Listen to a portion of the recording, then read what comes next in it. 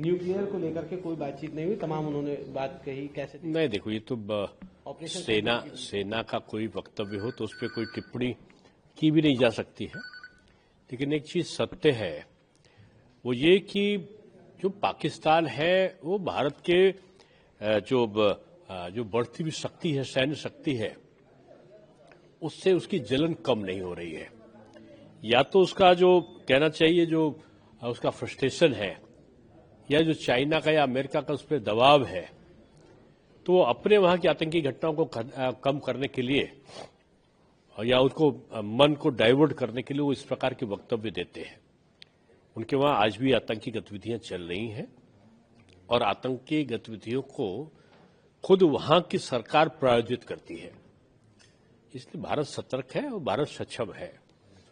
पाकिस्तान का भी और पाकिस्तान को सहायता करने वालों का भी मुकाबला करने के लिए भारत सक्षम है। लेकिन कांग्रेस कह रही है कि भारत को जो है तो ये चाहिए कि उसका एक तो व्यक्ति कह भी रहा था कि कश्मीर दे देनी चाहिए, उनके एक संबंधित व्यक्ति, और वो उनकी मर्जी चले तो उन्होंने पहले ही सियाचिन दे दिया था।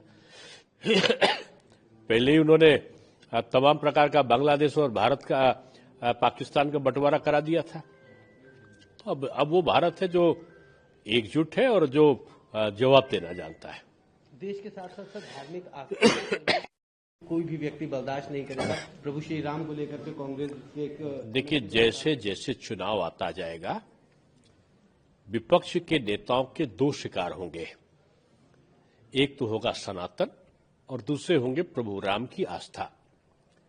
और ये जानते हैं कि इसको आघात पहुंचाकर वो ध्रुवीकरण कराना चाहते हैं कि वो अल्पसंख्यक का ध्रुवीकरण कराए और दूसरी तरफ जो तथाकथित धर्मनिरपेक्ष या उदारवादी प्रवृत्ति के लोग होंगे उनको किसी दूसरे मुद्दे पर भटकाएं और चुनाव लड़े। अब उनकी इच्छा पूरी नहीं होने वाली है। ये देश ना तो सनातन का विरोध सुन सकता है और न ही मर्यादा पुरुषोत्तम राम का अपमान बर्दाश्त कर सकता है। समाजवादी पार्टी के नाम को समाजवादी बताया और कहा कि बीजेपी जो है वो सूपनखा से प्रेरित है। कैसे देखते हैं आप? अब देखो, मंथरा का काम था लड़ाना। अब इनके इस प्रकार के वक्तव्य का तो सीधा तात्पर्य है कि आप लड़ा रहे हो अगड़े हो पिछड़े में। और दूसरा, राम जी का आदर्श क्या था? उन्होंने मर्यादा पुरुषोत्तम राम शक्तिशाली क्षत्रिय राजा होने के बाद भी रावण को परास्त करने के लिए उन्होंने क्षत्रिय सेना नहीं बुलाई थी। उन्होंने रीछ, बानर, भालू इनको एकत्रित किया था। किसने किया था?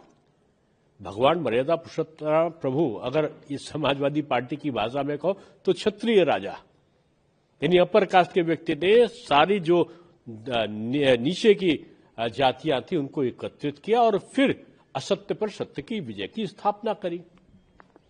और उस चीज को आप नकार रहे हो।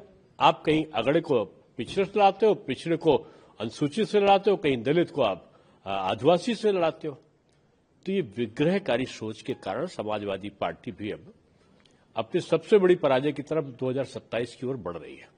आपके राज्य की खबरें, आपके शहर की खबरें सबसे पहले जानने के लिए देखते रहें अमर उजाला।